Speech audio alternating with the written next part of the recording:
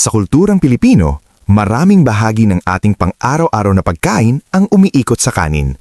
Pero dahil sa pag-usbong ng modernong lifestyle at dami ng grab-and-go meals, maraming kababayan nang nauudyok kumain ng tinapay, lalo na sa hapunan dahil sa dali, lasa at abot-kayang presyo.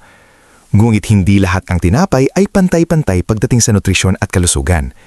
Sa video na ito, pag-uusapan natin ang 3 pinakamasamang tinapay na dapat iwasan sa hapunan at 3 tinapay na dapat kainin araw-araw dahil sa benepisyo sa katawan. Lahat ng tinapay ay hindi pang dessert.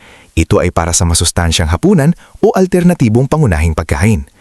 Bilang mga Pilipino, kilala tayo sa ating pagkaing puno ng kultura, ngunit pati na rin sa mga comfort foods na minsan ay hindi gaanong nakakatulong sa ating kalusugan kung labis o maling pagpipilian. Ayon sa mga pag-aral ng nutrisyon at dietetics, ang sobrang refined carbohydrates tulad ng ilan sa mga tinapay ay maaaring magduro-ending lang pagtaas ng blood sugar, insulin spike, at magpalala ng kondisyon ng may diabetes o nagmamalasakit sa timbang. Ito ay nauugnay sa pagtaas ng visceral fat at chronic inflammation, mga risk factor para sa sakit sa puso at type 2 diabetes na laganap sa Pilipinas ngayon. Samantalang, ang tamang pagpili ng tinapay, lalo na yung may mataas na fiber at mabagal punawin na carbohydrates, ay nakakatulong sa sustansya, gut health at sustainable energy. Sa video na ito, hindi lang tayo magtuturo kung ano ang dapat iwasan. Bibigyan din natin ng alternatibo, mga tinapay na nagbibigay ng nutrisyon, mababa sa glycemic index at mainam sa hapunan. Kung ikaw ay nagbabantay ng timbang, may high blood sugar o nais lamang ng mas malusog na lifestyle, ang gabay na ito ay para sa iyo. Handa ka na ba? Simulan natin sa 3 pinakamasamang tinapay na dapat iwasan kung layunin mo ang kalusugan at mas malusog na hapunan. 3 pinakamasamang tinapay na dapat iwasan. Worst bread number 1, white bread, pangkaraniwang puting tinapay. Isa sa mga pinakasikat na tinapay sa mga pamilihan at karinderya sa Pilipinas ay ang puting tinapay. Mura, malambot at madaling kainin, kaya't ito ang madalas pinipili kahit sa hapunan. Subalit sa likod ng kanyang pagiging masarap at praktikal, nasa puting tinapay ang isa sa pinakamalaking problema pagdating sa kalusugan. Ang regular na puting tinapay ay gawa sa refined flour o pinaymay ginawang harina na tinanggalan ng bran at germ, mga bahagi ng butil na may mataas na fiber at nutrients. Dahil dito, halos puro starch na lamang ang natitira. Kapag kinain mo ito, mabilis itong nagiging glucose sa dugo, nagdudulot ng biglaang pag-angat ng blood sugar. Ayon sa mga nutrition studies, ang high glycemic index foods tulad ng puting tinapay ay nauugnay sa mas mataas na risk ng type 2 diabetes, obesity at cardiovascular disease. Ito ay lalong delikado sa mga pamilyang Pilipino na may kamag-anak na may diabetes o hypertension, mga kondisyon na laganap sa bansa. Isa pang issue ay ang kakulangan ng fiber. Kapag kaunti ang fiber sa pagkain, mas mabilis kang nagugutom ulit at mas madali kang kumain ng sobra sa susunod. Dahil dito, maraming nagkakaroon ng snacking cycle kahit hapunan pala ang kakainin at ito ay hindi malusog lalo na kung gusto mong magbawas ng timbang o pamahalaan ang blood sugar. Bukod pa rito, maraming puting tinapay sa lokal na pamilihan ang may maraming added preservatives at sugar upang mas tumagal sa shelf at mas maging malinamnam. Hindi ito isang magandang kapalit para sa masustansyang alternatibo na nagbibigay talaga ng sustansya para sa katawan. Sa susunod na seksyon, tatalakayin natin ang pangalawang tinapay na dapat iwasan at bakit ito hindi angkop sa hapunang naghahangad ng kalusugan at balancing nutrisyon. Worst bread number 2, sweetened bread loaves, tinapay na may dagdag asukal. Marami sa atin ang nahuhumaling sa tinapay na matamis, malambot at may halong margarina o palaman na puno ng asukal, lalo na kapag hinahanap natin ang comfort food. Ang mga malalaking loaf breads na ito na may dagdag na asukal, mantika at minsan ay may sugary fillings ay madalas nagiging unang choice sa merienda o kahit sa hapunan. Bagaman nakakatuwang kainin, sa katotohanan, kabilang ito sa mga pinakadelikadong tinapay para sa kalusugan, lalo na kung regular itong kinokonsumo sa gabi. Ang sobrang asukal sa tinapay ay hindi lamang nagpapasarap ng lasa, ito rin ay nagpapabilis ng pagtaas ng blood glucose levels. Ayon sa mga pag-aaral na inilathala sa Journal of Nutrition and Metabolism, ang pagkain ng high sugar foods ng madalas ay nauugnay sa metabolic syndrome, isang kombinasyon ng mataas na presyon ng dugo, high blood sugar at abnormal cholesterol levels. Ang mga ito ay pangunahing risk factors para sa sakit sa puso at stroke na parehong nangunguna sa mga sanhi ng kamatayan sa Pilipinas. Bukod pa rito, ang mga sweetened bread loaves ay karaniwang puno ng empty calories, maraming enerhiya ngunit kakaunti o halos walang sustansya. Nangangahulugan ito na hindi nito nabibigyan ng mahahalagang nutrients tulad ng fiber, protein at healthy fats ang katawan na mahalaga sa maayos na digestion at pagpigil ng gutom hanggang sa susunod na araw. Sa kulturang Pilipino, likas na mahilig tayo sa masarap na panlasa, ngunit alam din natin ang halaga ng natural na sangkap tulad ng bawang, kamatis, gulay at suka. Hindi na kailangan pang dagdagan ang tinapay ng asukal, lalo na kung ito ay panghapunan. Ang regular na pagkain ng sweetened bread loaves ay maaaring magdulot ng pangmatagalang epekto sa kalusugan, kabilang ang pagtaas ng timbang, insulin resistance at heart-related illnesses. Sa susunod na talata, tatalakayin natin ang ikatlong tinapay na madalas iniisip na ligtas, ngunit kabilang sa mga hindi dapat hawakan dahil sa health risks na kadalasang hindi natin napapansin. Worst bread number 3. Packaged bread with trans fats. Tinapay na may artificial o trans fats. Hindi lahat ng tinapay na nakabalot sa tindahan ay pantay pagdating sa kalidad ng fats na nilalaman. Marami sa mga karaniwang packaged breads, lalo na yung sobrang mura o may mahabang shelf life, ay gumagamit ng partially hydrogenated oils o artificial o trans fats. Ginagawa ito upang manatiling malambot at kaakit-akit ang tinapay sa loob ng ilang linggo, ngulit may mataas na panganib sa kalusugan. Ang mga trans fats na ito ay labis na nakakasama sa puso at buong katawan.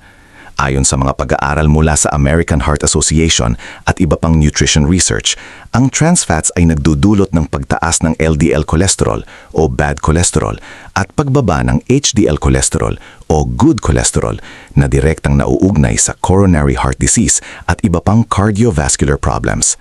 Sa Pilipinas, isa ito sa mga pangunahing dahilan ng mataas na bilang ng mga kaso ng sakit sa puso, lalo na sa mga Pilipinong nasa mid-edad at mas matanda. Bukod pa rito, ang packaged bread na may artificial fats ay kadalasang sobrang processed, kaya limitado ang nutrisyon na inibibigay nito. Walang natural fiber, vitamins o minerals na makikita sa tinapay na gawa sa whole grains o natural ingredients. Kapag palaging isinama ang ganitong uri ng tinapay sa hapunan, hindi lamang nagiging sanhi ito ng weight gain, kundi maaari ring magdulot ng chronic inflammation sa katawan, isang silent contributor sa diabetes at high blood pressure. Mahalagang maging mapanuri sa pagbili, basahin ang ingredients list at iwasan ang tinapay na may partially hydrogenated oils o trans fats. Sa halip, piliin ang mga tinapay na may natural oils, whole grains at walang artificial preservatives. Sa ganitong paraan, hindi lamang naiiwasan ang panganib sa puso, kundi nakakakuha rin ng katawan ng sustansya na kailangan para sa mas malusog na hapunan. Sa susunod na seksyon, magbabago ang tono natin. Tatalakayin natin ang mga tinapay na hindi lamang ligtas, kundi nagbibigay ng tunay na benepisyo kung isasama araw-araw sa iyong pagkain, lalo na sa hapunan, upang suportahan ang tuybay ng puso at overall health. 3 tinapay na dapat kainin araw-araw dahil sa benepisyo sa katawan. Best bread number 1, whole grain bread o buong butil na tinapay. Kung may isang tinapay na pwedeng ituring na superstar sa hapagkainan, lalo na para sa hapunan, ito ay ang whole grain bread o tinapay na gawa sa buong butil. Hindi ito basta tinapay. Ito ay powerhouse ng fiber, vitamins at minerals na mahalaga sa katawan, pati na rin sa gut bacteria para sa maayos at malusog na digestive system. Ang buong butil ay may 3 pangunahing bahagi: bran, germ at endosperm. Sa mga refined bread, kadalasan ay tinatanggal ang bran at germ, kaya nawawala rin ang fiber at nutrients. Sa whole grain bread, nananatili ang lahat ng bahagi, kaya mas mataas ito sa dietary fiber, antioxidants at B vitamins. Ang fiber sa whole grain bread ay may mahalagang papel sa pagpapabagal ng glucose absorption sa dugo, kaya hindi bigla ang spike ng blood sugar. Maraming studies, kabilang ang research mula sa Harvard School of Public Health, ang nagpapakita na ang regular na pagkain ng whole grains ay nauugnay sa mas mababang panganib ng type 2 diabetes, heart disease at obesity.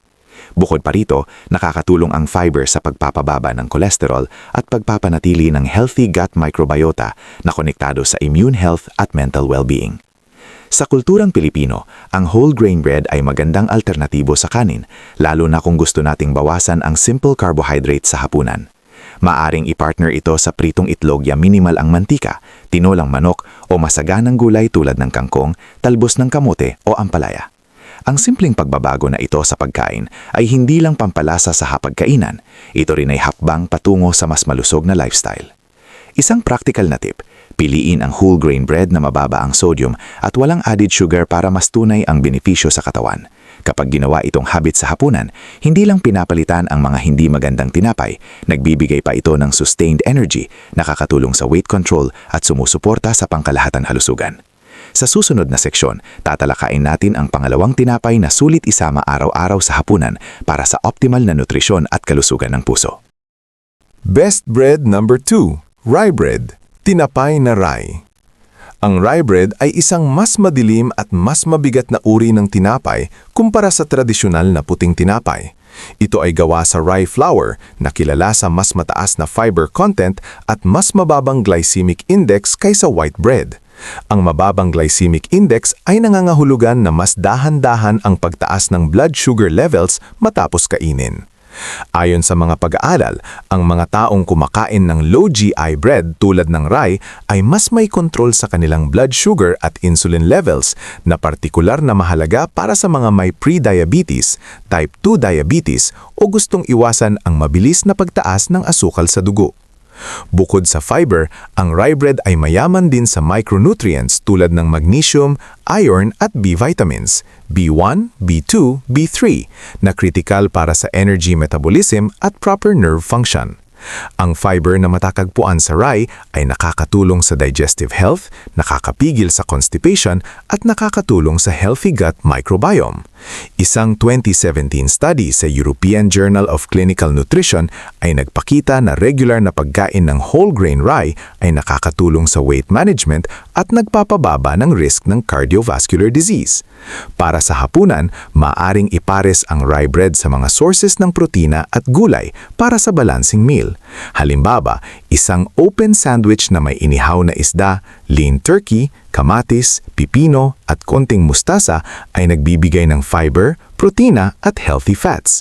Ang ganitong kombinasyon ay hindi lamang nakakatulong sa digestion kundi nagbibigay din ng sustained energy sa gabi. Maraming Pilipino ang nasanay sa soft at matamis na tinapay, ngulit ang rye bread ay isang magandang alternatibo dahil sa nutritional at metabolic benefits nito.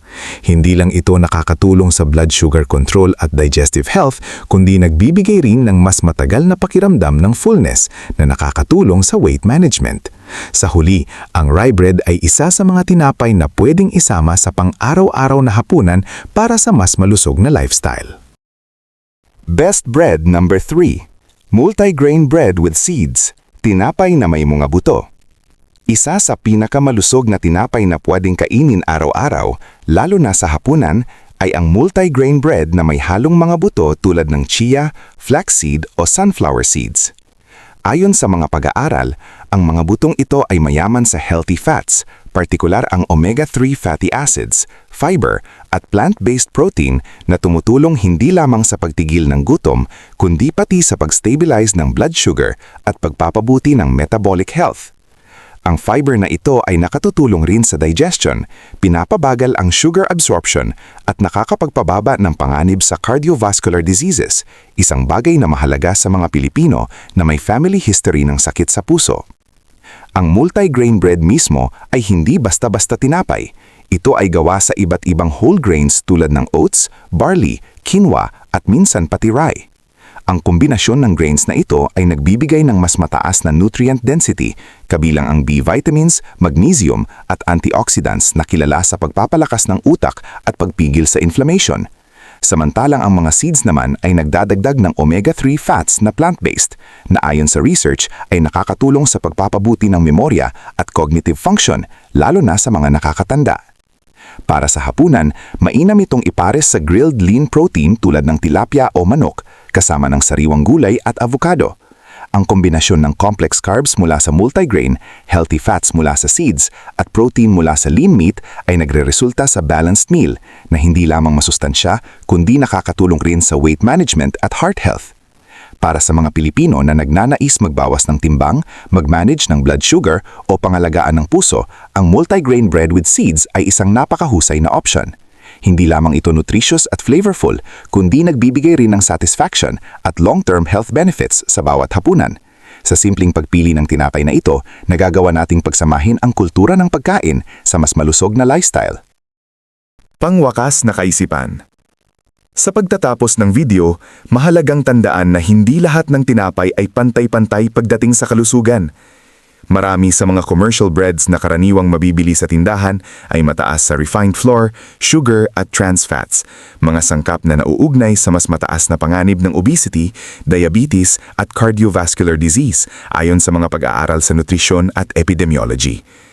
Sa kabilang banda, ang whole grain, rye at multigrain breads na may halong seeds tulad ng flaxseed o sunflower seeds ay mayaman sa fiber, B vitamins at antioxidants na napatunayan sa research na nakakatulong sa sustained energy, mas maayos na digestion at pagprotekta sa puso. Bilang mga Pilipino, may kakaibang kultura tayo sa pagkain ng tinapay. Hindi lamang ito simpleng side dish sa hapunan, madalas itong kasama sa ating pang-araw-araw na pagkain, kasama ang itlog, keso o kahit peanut butter.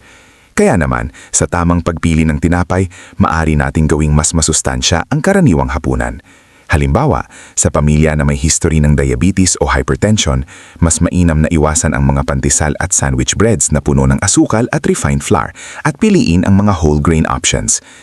Ayon sa mga pag-aaral, ang regular na pagkain ng high-fiber breads ay nakakatulong sa blood sugar control at cholesterol management, isang simpleng hakbang tungo ng long-term health. Tandaan din na ang balansing hapunan ay hindi lamang nakasalalay sa tinapay. Dapat ito ay may kasamang protina mula sa isda, itlog o beans, gulay para sa vitamins at minerals, at healthy fats mula sa avocado, nuts o olive oil. Ang ganitong kombinasyon ay sumusuporta sa overall wellness at nagbibigay ng mas kumpletong nutrisyon sa bawat pagkain. Maraming salamat sa panonood. Huwag kalimutang mag-subscribe, mag-like at mag-share kung nais ninyong mas marami pang health tips na nakabatay sa siyentipikong research at nakaangkop sa kulturang Pilipino. Sa simpleng hakbang ng tamang pagpili ng tinapay, kaya nating palakasin ang ating katawan at pangalagaan ang ating kalusugan sa pangmatagalan. Kita-kita sa susunod. Kung nagustuhan mo ang video na ito at nakatulong ito sa iyo, mangyaring i-like, mag-subscribe at i-share. Ang inyong suporta ay tumutulong sa amin na patuloy na gumawa ng magagandang content upang kayo ay mabigyan ng kaalaman at inspirasyon. Salamat sa panonood at inaasahan naming makita kayo sa susunod na video.